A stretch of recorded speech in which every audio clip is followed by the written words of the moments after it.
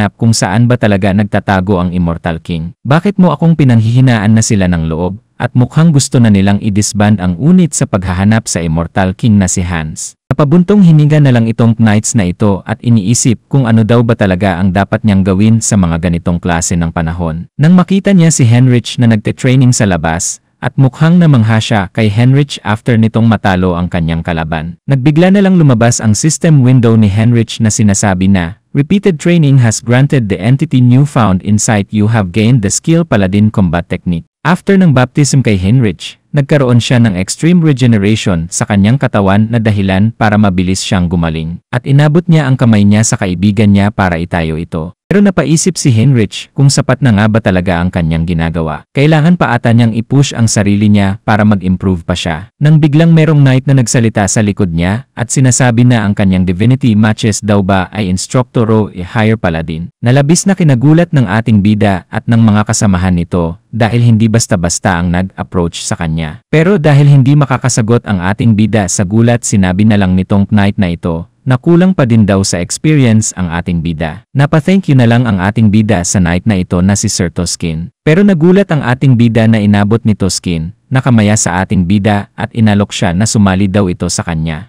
Bago ang lahat, huwag kalimutang mag-subscribe sa ating channel para ganahan pa kaming gumawa ng mga ganito kagandang Tagalog recap sa hinaharap.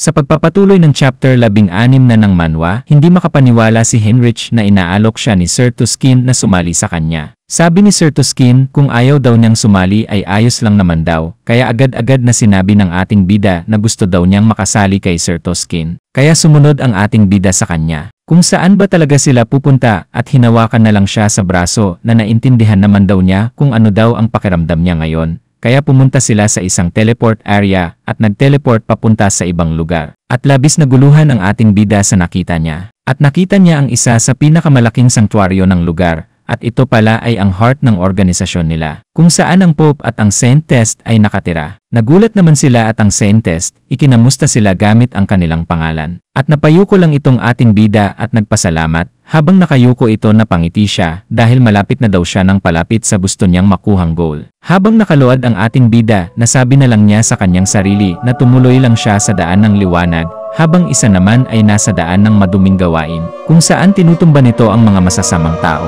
Balik tayo sa Korea. Sikat na si Hans sa Korea dahil sa mga pinagagawa niya nung nakaraan. Habang pinapanood niya ang ibang-ibang mga video tungkol sa kanya, merong biglang isang pumasok sa isip niya na kung saan ang Skybreaker pala ng mga villain ay hindi pinapayagan na magkaroon ng pagkakamali ang mga lakad nila, at dahil doon sobrang dami pala nilang organisasyon. Naisip na lang niya dapat niyang patumbahin ang mga yon. Habang hinahanap ng mga pulis kung sino ba talaga ang nakamaskara na yon, ang vampire na si Hans ay lumabas para ipagpalit ang ginto na meron siya. Inabot niya ang kanyang bag na may ginto sa kahera pero parang walang pakialam nito. Hanggang sa nilabas na ni Hans ang napakaraming ginto niya na nakuha niya sa kabilang mundo. Labis na gulat ang kahera dito at tinignan niya kung totoo ba ito at mukhang nagsasabi naman ito ng totoo. Medyo naasar naman si Hans doon at mukhang hindi daw interesado ito. Pero pinagpawisan ng kahero at sinabi sa kanya na sumunod daw ito sa kanya. At meron isang lalaki na nakamaskara sa loob at sinabi na titignan daw niya ang ginto. Pero ayaw ni Hans ng pera at ang gusto daw niya ay isang winning lottery ticket. Para syempre hindi magduda ang tao sa kanya kung saan niya nakuha ang mga pera na ito. Medyo nagdalawang isip ang lalaking nakamaskara, pero para sa kanya hindi posible yon. Kaya daw siyang bigyan ito ng 6.1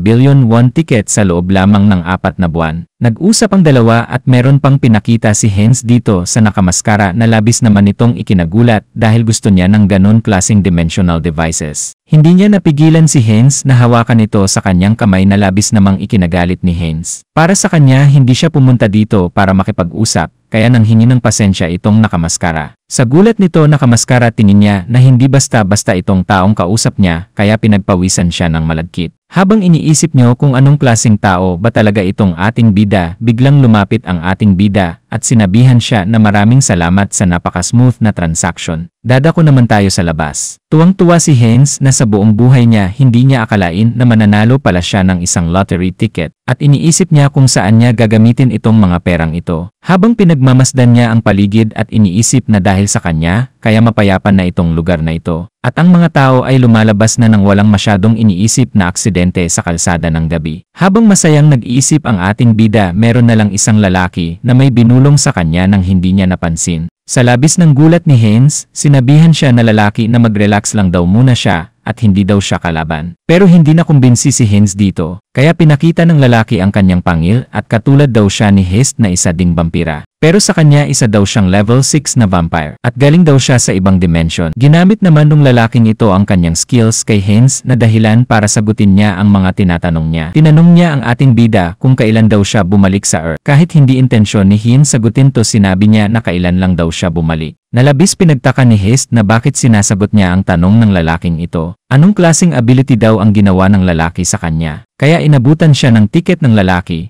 At sinabi na ni nagre-recruit daw siya ng mga vampire na nakasurvive at sumali sa kanilang team. Pinindot ng lalaki ang kanyang susi sa sasakyan. Nalabis na ikinagulat ni Haynes na naka-sports car pala itong vampire na ito. Habang papasok sila sa sasakyan ng lalaki, merong isang babaeng nakamasid sa kanila. At itong babae na ito ay merong tinawag at sinabi na ang target daw ay paalis na. Sa pagpapatuloy, pinapasok na lalaki si Haynes sa kanilang headquarters. At makikita dito sa loob ng headquarters nila ay merong mga bungo, redstone na nakalagay sa bote, at isang magic circle. Sinabi mong lalaki kay Haynes na ang magic circle daw na yon ay parang malaman daw kung anong level daw ng vampiric factors ni Haynes o kung anong level na siya bilang isang vampire. Sa mundo kasi ng lalaki, ang vampire ay merong iba't ibang klaseng level. Hindi katulad sa mundo ni Haynes na kinakategorya ang vampire depende kung gaano kalakas ito. Katulad ni Haynes na dating low blood at ngayon ay isa naman siyang pure blood. At para kay Hayes napaka-suspicious ng mga taong ito at meron siyang nararamdaman na dark magic sa mga gamit nito katulad nitong bungo. Bukod dito nakakaramdam din siya ng alchemy at mga artifacts na merong mga magitech. I-magic tech mga kamanwa ito ay ang mga magic na nakaimbose sa isang materials. Hinawakan na lalaki ang kamay ni Haynes at sinugatan ito para ang dugo ay mapunta sa magic circle. Pagtapos nilang gawin yon ay nakita nila na ang level pala ni Haynes ay level 5. Pero dahil nalaman nila na level 5 lang daw pala itong si Haynes, hindi na daw kailangan nilang i-ampute ito dahil masyado naman pala itong mahina. Naisip ni Haynes na isa muna daw niya si Hans na ang kanyang skeleto na avatar. Nang biglang merong babaeng pumasok. Siya si Gamma Level 6 Vampire ng Blood Alliance. At inaaresto niya ang lalaking ito para sa pag-abducting at pagpatay ng mga kasamahan nilang vampire. Sabi ng babae, hindi siya makapaniwala na meron na naman siyang kinikidnap na isang vampire.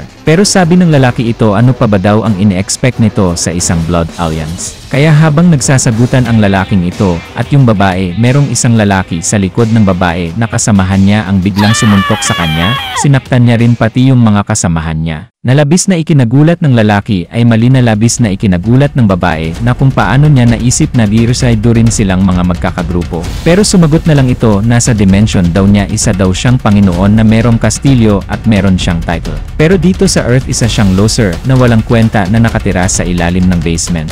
At ginawa pa siyang isang club bouncer. Kaya sa sobrang asar nitong babae lumapit sa kanyang lalaki at inasal pa sa lalo na walang kwento daw ang kanilang Blood Alliance. At sabi ng lalaki wala daw way para mag-earn daw siya ng isang karma points para lumakas. Pero dahil sa kanyang pagre-research ng walang katapusan, nakahanap siya ng paraan kung paano lumakas ng mabilis nang hindi umaasa sa karma points. Kaya habang kinukuha niya ang babaeng vampire, labis naman itong ikinagalit ni Gamma.